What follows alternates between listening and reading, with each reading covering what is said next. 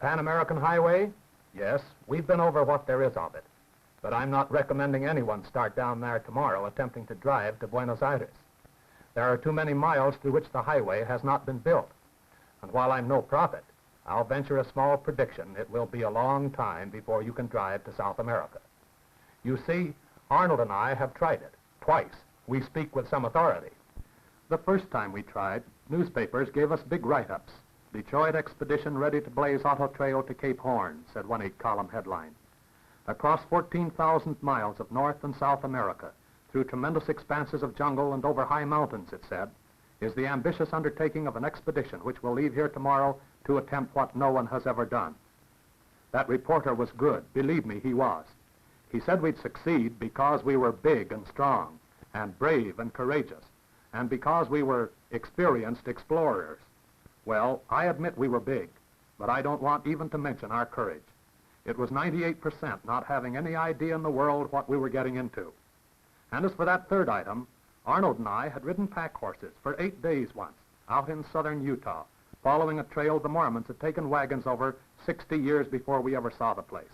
If 8 days on pack horses constitutes experienced exploration, then the reporter was right. Arnold and I were experienced explorers. Our reason for taking this Cape Horn trip was to get newspaper stories and motion picture film along the Pan American Highway route and to get material for a book. It was a self-imposed reporting assignment. But let me take you with us on this trip. It really is an experience. We will start here at Washington, D.C., cross the country, and enter Mexico at Nogales, Arizona, continuing the West Coast route to the Mexican capital. The Pan American Highway is paved from Laredo, Texas here to Mexico City.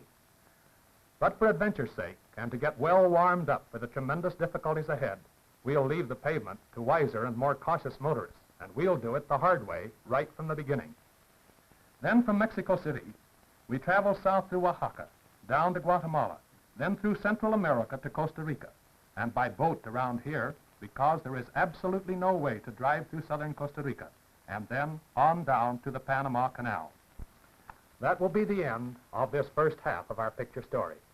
In film number 2 of this trip, entitled Rugged Road to Cape Horn, we will begin here, take a boat down to Buenaventura, Colombia, then on up to Bogota, the capital, and south again through Quito, Ecuador, through Lima, Peru, and down to Arequipa, then up over the Andes, 16,000 feet in the sky, and across Bolivia's desolate uplands, and down here to Buenos Aires. Then we will continue south through Patagonia's seemingly limitless pampa to Magellan Straits, and finally, as guests of the Chilean Navy, on out to Cape Horn in a storm. I promise you both education and adventure on this trip, high adventure. We will pull no punches. We give you here the realistic story of men trying to follow by automobile the route of what one day will be the greatest highway in the world, the Pan American from the United States to Magellan Straits and Cape Horn.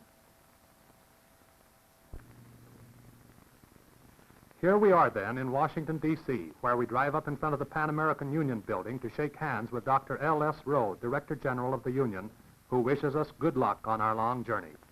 Before we reach Magellan Straits, we're going to need more good luck than Dr. Rowe or anyone else who hasn't actually been over the route could possibly imagine or wish for us. Arriving at the Mexican border town of Nogales, we present ourselves to customs authorities and are permitted to pass without opening a single bag or piece of equipment. This same courtesy is extended to us at every frontier to Magellan Straits, a record of friendliness, helpfulness, and cooperation from our Latin neighbor governments of which we're extremely proud. Our expedition outfit is composed of this Plymouth sedan with special 35-gallon gas tank built into the trunk, back seat left out to make room for our mountainous pile of equipment, which is sandwiched clear to the ceiling, oversized wheels, and extra power in the transmission. The car, when fully loaded with gasoline, water, food, equipment, and the three of us, Arnold Whitaker, Kenneth Van Hee, and myself, weighs 5,630 pounds, almost 3 tons for one motor to take to Cape Horn. The first day there is road, all the way to Guaymas, but from there south for 1,000 miles there is only a dry weather trail for high-wheeled carts, and we hit it after a 6-day rain. Carefully at first, we dodge every roadway rock the size of your fist, and ease into every hole for fear we might break a spring or harm the car. We ease into this hole and stay 3 hours. When we finally get out, we realize that babying the car can have no place on this expedition's calendar, that if it doesn't have what it takes to go to Cape Horn, we'd better find it out before we get too far away from home. So from here on, we dive into mud holes, skid into fences and stumps, bolt through ruts on two wheels, and follow hour after hour along highway like this, coming out occasionally into the picturesque little villages which dot the west coast of Mexico. Usually there is a cobblestone road through the village and out to the edge of town. From there on, nothing. But up these cobblestones come the natives with their burros. This young fellow is so proud of his burrito, as the tiny beast is called in Spanish, so he brings it up to the car to have its picture taken.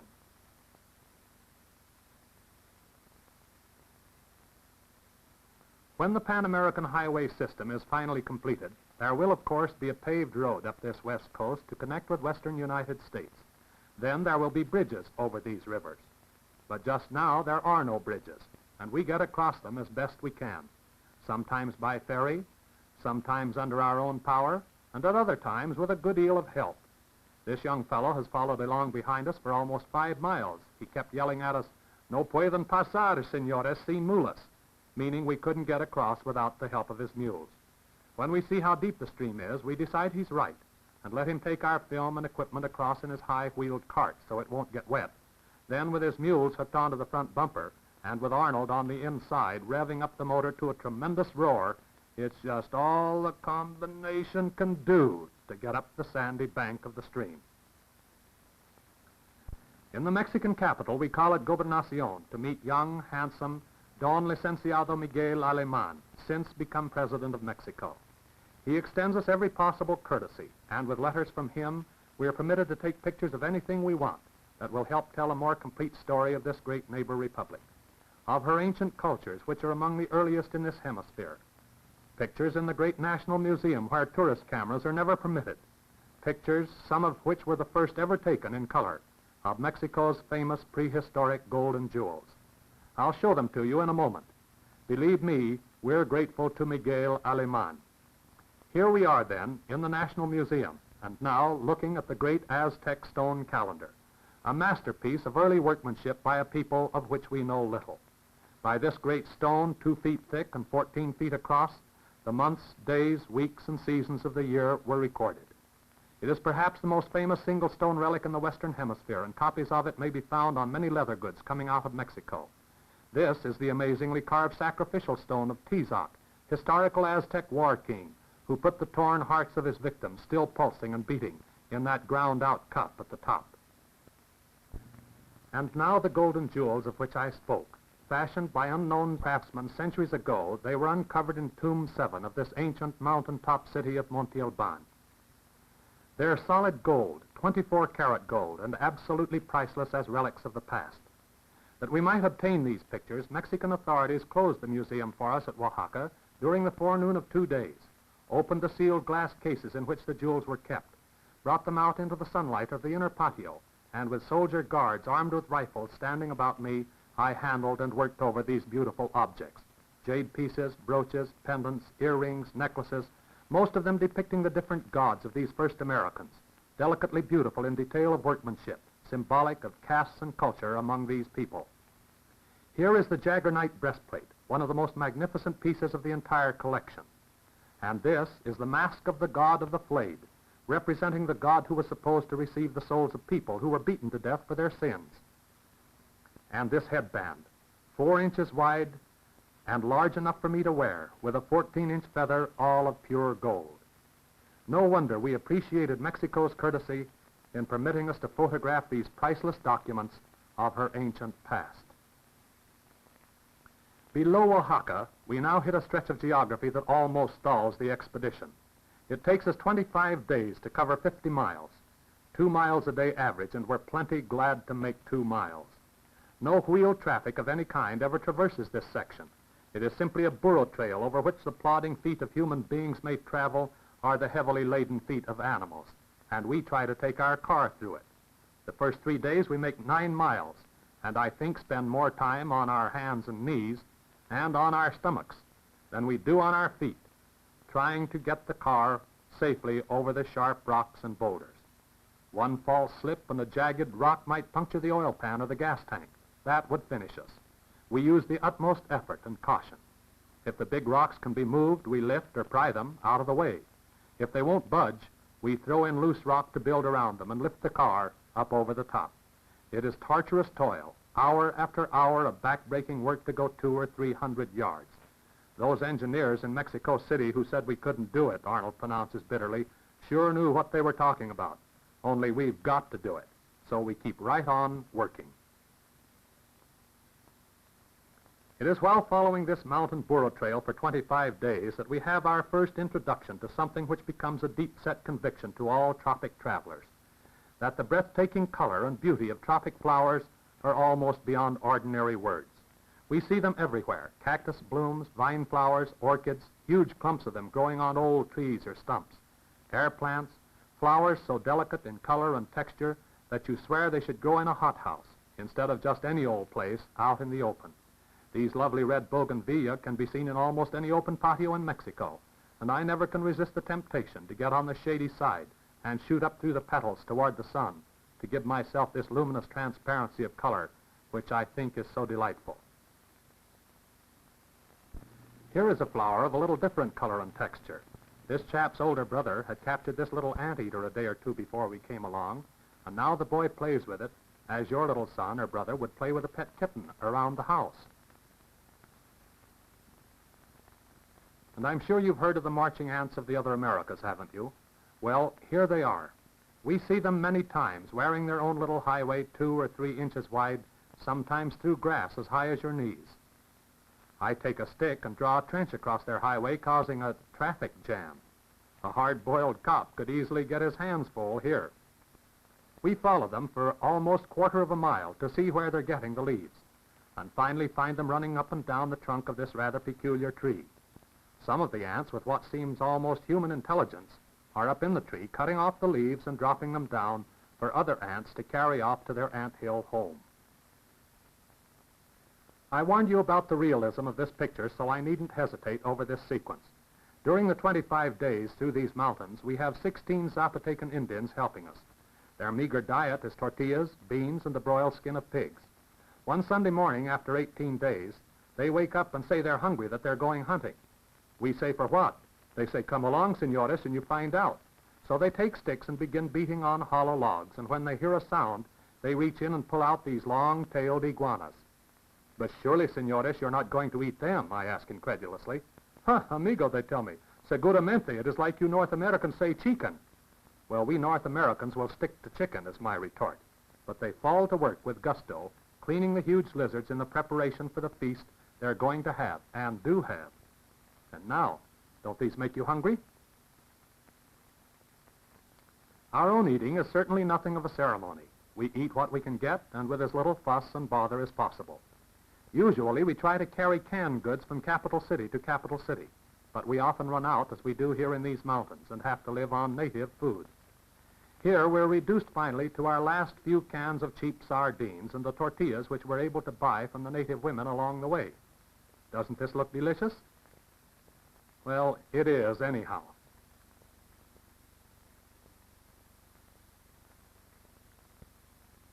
I didn't say a word there, honest I didn't. Arnold and Kenneth claim that tortillas taste to them like a cross between cement and leather without salt, but I ate them as a boy and liked them. One thing, however, we unanimously agree is good. It is what the natives call panela. It is nothing in the world but the cooked juice of sugarcane, boiled until ready to solidify, then turned out into a wooden plate to cool and harden. And I do mean harden. Kenneth cuts off big chunks of it with his hunting knife, and we use it to sweeten our cocoa or postum, or as dessert, and sometimes we even allow ourselves the luxury of piecing on it between meals, because we find it nourishing and delicious and thoroughly What? Arnold suddenly puts his fingers to his mouth and scowls down, then puts his fingers back and finally says, "Why, Sully, it feels to me like I did," he snorts, I broke the doggone thing right off. And this is what we have to look at for 2 months because we haven't brought along a dentist. And this is his tooth and the piece of panela he broke it on. Believe me, this scene was not staged for the benefit of camera. And this seems to have been Arnold's day of misfortune. He was up on a boulder and slipped and fell, and as Kenneth puts on the iodine, he adds a little artwork to take away the pain. But Arnold doesn't seem to find anything humorous in the whole situation. He's skinned himself up pretty badly. Knees, shoulders, back, ribs. But it's just something we have to take and say as little about as possible. Now come our days of real difficulty. What we've gone through up to now seems almost child's play compared to this. We try to pull the car by block and tackle with bulls hooked onto the ropes. But the bulls won't pull with the motor because the roar of it frightens them. So we finally have to send them home and get more men. Then we begin to make better time. One day we go 3/10 of a mile, another 6/10, another 5/10, and one day we go only 25 yards. It's heartbreaking toil, but we're determined not to turn back. We run the car so hot at times we can't even stop the motor. We switch off the ignition, but the car keeps right on running as if we hadn't even touched it. We burn out the clutch plate from sliding it too much, trying to go a few feet or inches at a time. Arnold changes it and puts in our only replacement. From now on, we must carry the car if necessary, but there can be no more sliding of the clutch. We have minor accidents, of course, every day, and there are plenty of times we'd be glad to call the whole thing off and go home, if it weren't that so many people had looked at us with raised eyebrows and said we'd never see South America. This is one of the times I'd be glad to go home. Oh, I'm not hurt very badly. I swung a pick at a boulder and instead of hitting it, struck myself in the shin. Just awkwardness, I guess. Certainly not much else. But I grit my teeth and daub in the rubbing alcohol, and then proceed to smear my leg with iodine and tell myself how brave I am, you know. And certainly no medical school in the country would ever give me a diploma when it comes to bandage wrapping. But it keeps out the dirt, and that's all we need. In spite of everything we can do, the car each day is subjected to terrific punishment. We cave in one door until it won't open. We break 3 of the windows. We strip 2 gears from the transmission, low and reverse, so that all we have left is high and second. We try to keep the rear fender from tearing the tire to pieces, and finally have to cut the thing off with a hacksaw. It's the first piece of the car we lose on our way to Cape Horn. But 10 days later, down in the jungle lowlands near the Guatemalan frontier, Arnold again begins grousing about the car. The thing pulls as if it didn't have any power, he tells me. Well, Arnold, it's only got 2 gears. What do you expect? I demand of him. I don't care. It doesn't pull as if it had any gears, he snorts and crawls underneath. When he begins muttering to himself and throwing things out, I get my cameras. As he finally stands up, he says, no wonder the darn thing wouldn't pull. Look, it didn't even have an exhaust pipe. And the whole under part of the car looks just like this pipe and muffler, as if we'd turned it upside down and beaten it with picks and sledgehammers. We leave Mexico now after 3 torturous months, crossing her from north to south, and enter Guatemala through the customs house at Rio Suchiate. Immediately from here, we climb approximately 8,000 feet in one sustained climb from the jungle lowlands and fall over the crest of the mountains into this picturesque little valley, where the Indian farms hang almost like plaques on a wall on the steep sides of the mountains. Guatemala is one of the most interesting and colorful countries in the Western Hemisphere. Her colorfully costumed Indians, her clean red and white villages, her high, almost perfectly shaped volcanoes, and her magnificently beautiful Lake Atitlán, along with many other attractions, all make her a tourist paradise. No one who travels should miss Guatemala. During the war, she furnished us with great quantities of cinchona bark for quinine, jungle woods, rubber, minerals, and for many years she has shipped great quantities of bananas to your table and your neighbor's table next door. Now we find her friendly, interesting, and with an all-weather road from border to border, which seems like heaven after the 3 bad months we've just spent in Mexico. Also in Guatemala, of great interest to us, is found more ruined cities, left to the silence and the jungle for centuries by more of those earliest Americans about whom we know so little. Here we visit Quirigua, remnant of an ancient city of the Mayas. These carved stone stela are all that remain of the city, and they stand here like gaunt old men leaning against green sunlight in a little jungle hallway kept in repair by the United Fruit Company in cooperation with the Guatemalan government. There is no agreement yet among Maya research scientists as to the origin of these people. Archaeologists, anthropologists, historians, and others still are trying to arrive at provable conclusions. Much Mayan history is undoubtedly carved into these shafts of stone if we could only read it. The whole Mayan calendar and many dates have been deciphered, but synchronizing them with the Christian dates and the calendar as we know it has not yet been accomplished. The oldest date yet recognized in these carvings is variously estimated by recognized scientists to be from 179 BC to 444 AD. Still, no one knows. Some authorities see Hebrew features in the carved faces and believe the Mayans had Hebrew origin. Unmistakable Egyptian influence in architecture is noted by other students, and so it goes. Only this much is undeniable. These early Americans built cities whose populations numbered in the hundreds of thousands. They were a people of advanced culture and knowledge. Their calendar recordings of time, seasons, and some solar phenomena were more accurate even than our own. Their great temples and pyramids show a knowledge of building craftsmanship not humanly possible to uncivilized, ignorant, illiterate people. Yet for all this, from whence they came and to where they suddenly went, leaving their magnificent cities in ruins, is one of the great mysteries of America. From Guatemala, we enter El Salvador, smallest of the American republics, but in many respects among the most progressive. We're entranced by the beauty of the countryside as we drive along. These perfectly gorgeous flowers growing on big trees again. And the patchwork of small farms, the picturesque grass-roofed houses of the natives. And another thing that wins our hearts, paved highway. Imagine that after what we've just been through in Mexico. And Salvador's section of the Pan-American Highway is paved more than 75% of the way from border to border. We roll along that pavement now, entering San Salvador, capital of the Republic. And after a day or two visiting officials, we at last meet young, handsome Dr. Alfonso Rochak, one of the brilliant economists among our neighbors, dealing with the problems of the working classes.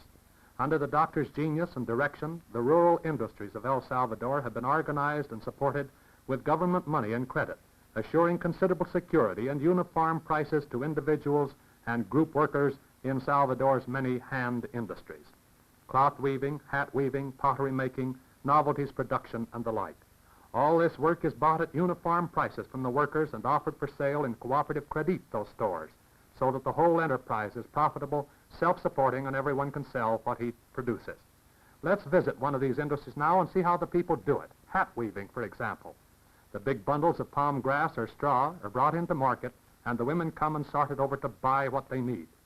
Then back at home, they may work individually, or they may get together like this, a regular ladies' aid society, and talk and chatter between themselves as they work. Children weave as well as the grown-ups. They learn it from the time they sit on their mother's laps, although this youngster doesn't seem much interested in the process just now. Some of the hats are a bit ornate, but you see people wearing them everywhere in El Salvador. The deftness of the women's hands as they work, the concentration in their faces, all of it is extremely interesting to us.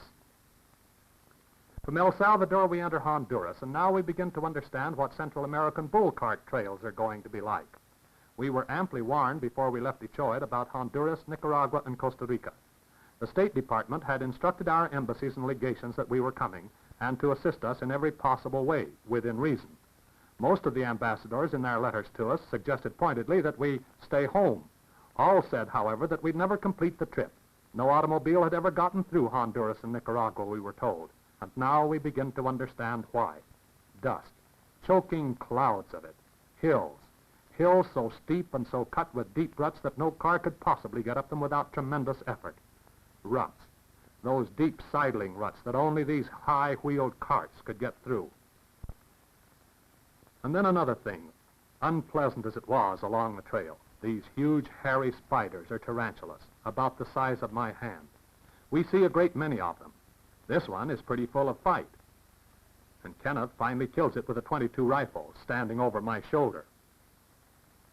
While in Honduras, we decide to visit what is undoubtedly one of the finest agricultural schools in all the Americas, at Zamorano, about an hour and a half drive out of Tegucigalpa, the capital city. Here, in a lush, fertile valley, the school is maintained by the United Fruit Company in cooperation with the Honduran government. Young men from every country in Central America who have passed high tests in scholarship and adaptability are admitted. Board, lodging, and tuition are free, but standards of conduct, learning, and study are rigidly high. Few boys fail to make the grades, however, because they've been carefully selected to begin with. Here they learn the scientific methods of soil conservation, fertilization, cultivation, and production. They use the tools they'll have to use when they go home, hand tools, oxen-powered plows and harrows, not the machine-powered implements which they won't be able to afford when they graduate. It's a practical school doing a fine, creditable job in helping establish the agricultural economy of our neighbor republics. And while they're learning how to make their farms and gardens produce more, they're also learning that such places can be beautiful as well. I've never seen more lovely gardens and flowers, like this canna lily field, for instance, than right here at Escuela Agrícola Panamericana in Honduras. And it's a real pleasure to be able to show such pictures to our people who have a tendency to underestimate our Latin American neighbors. On the way to Nicaragua, we now drive through miles of country covered by these scrubby, peculiar trees, in whose hollow limbs and trunks apparently live these long-tailed iguanas. The country seems literally alive with them. You see them waddling across the road, climbing trees, running down holes in the ground. They look awkward and slow till you try to approach, and then they suddenly dart away as if fired by jet propulsion. We try to come close enough to this fellow for a picture, and he runs for this tree, slipping from limb to limb with surprising agility. Even with a telephoto lens, I have trouble obtaining a decent shot. I do finally get one, however, when we meet a young man who has captured this fellow with a small rope and is taking it home for eating. We start teasing it by rubbing the spines along its back with a cane. It loses no time in fighting back, trying to strike us with its long, bony tail. As many hundreds of these things as I see, I never lose interest in them.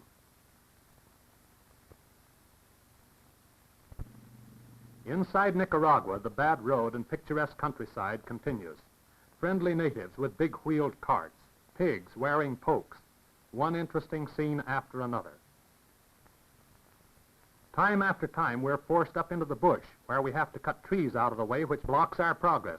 Once in a while, however, nature is kind and bends the tree in exactly the right spot. Along Lake Nicaragua, we try to follow the hard sand of the water's edge, but every quarter of a mile or so, volcanic ribs of rock come up out of the lake and stop us. This forces us across the wide ribbon of soft sand and up into the jungle so we can get around the rocks. The first day, we find ourselves stuck many times. After that, we finally learn the thing to do is to take half an hour and build ourselves a corduroy road, we call it, before we ever drive out onto the sand. So we hunt all the sticks we can find, limbs of trees, branches, poles, stumps, any kind of wood, and lay it across the ruts where we think the wheels of the car will come. When everything is finally in readiness, we give Arnold the high sign. "Come on now, give her the gun," we yell at him. Come on, and don't you dare let that thing stop." The car lurches, bangs, slides sideways, roaring like an airplane, and the sticks just fly. But if it rolls through without getting stuck, you can forgive us a bit of boyishness. When finally we enter Costa Rica, our first surprise is to see these trees of yellow golden flowers standing out above the jungles. Across the hills, they appear like huge nuggets of gold in a gray-green setting. Up close, they're as lovely and as delicate as any flowers we've seen. The bloom itself is ribbed and horn-shaped with a deep golden beauty. And then, another bit of foolishness. We need it occasionally to relax. And if this isn't Beauty and the Beast, you think up a title for it.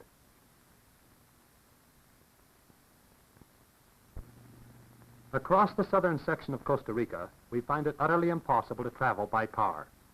Arnold and I take a plane over the mountains toward Panama for 45 minutes to check the trail, and it takes us 5 days to walk back. We estimate that it would take us 4 months with 150 men to get our car through, and then it's only a bare chance we'd succeed because the rains have started. So we give up and put our car aboard a banana launch and go down the coast to Panama. While we're guests of the fruit company, we decide to go out into the plantation to see what a banana split looks like in its natural habitat. You know, of course, that bananas grow upside down. So did we. But it still seems curious to see them hanging here that way. Now these fellows proceed to show us how the harvesting is done. The tree is cut about 15 feet above the ground with this long-handled knife, while one fellow waits underneath to catch the stem of fruit on his shoulder. With a single knife jab, it is cut free of the tree. Then off comes the flowering tail. Then, while the one chap carries the fruit off to the loading platform, the other takes a hefty swing or two with his machete, cuts the tree down, and lets it lie there where it falls to rot. In a short time, new stalks start out of the old stump and grow to be banana trees 20 to 30 feet high and produce another stem of fruit, all in one season. In this one plantation, there are 26,000 acres of producing trees, furnishing some 6 million stems of fruit per year for American breakfast tables. You saw them spraying a moment ago, and we're told that they spray this 26,000 acres every 15 days throughout the year. So, since you might wonder if your fruit were poisoned if you saw a little blue spray on it, and it would not be because the spray is not poisonous, this procedure is followed with every stem of fruit coming off that huge plantation. First, it is dipped 5 times in this barrel of chemical solution to loosen whatever spray might remain on the fruit. Then, it is swung over and dipped 8 times more in this barrel of fresh running water, which leaves it absolutely clean. The last time I was down here, I bought a whole stem of fruit the size of this one for 26 cents. Down on the dock at Golfito, this endless chain of men carry the stems of fruit from the padded railway cars over to the loading belt, which takes them down into the hold of the ship, which will bring them to the United States. And so we finally reach the Panama Canal, the first automobile ever to cover so much of Mexico and Central America on the ground. It has been 5 months since we left home, and here we haven't even touched South America yet. But we will, for we're headed for Cape Horn. However, reaching the Panama Canal is a tremendous event for us, so we decide to celebrate it in proper fashion. With military permission and a U.S. Army major for escort, we drive out near Gamboa, and there, with the world-famous ditch as a backdrop, Kenneth goes down, dips up a can full of water, brings it back, and with boisterous shouts of laughter, we douse it over the car. As we brush the water from our clothes, we say more solemnly, when we reach Magellan Straits, we'll give it a real christening, but now the job is only half done. So we invite you to get film number 2 of this trip, Rugged Road to Cape Horn, and continue with us for the last half of our hemisphere adventure and education, this automobile trip down the route of what one day will be the greatest highway in the world, from the United States to Magellan Straits and Cape Horn.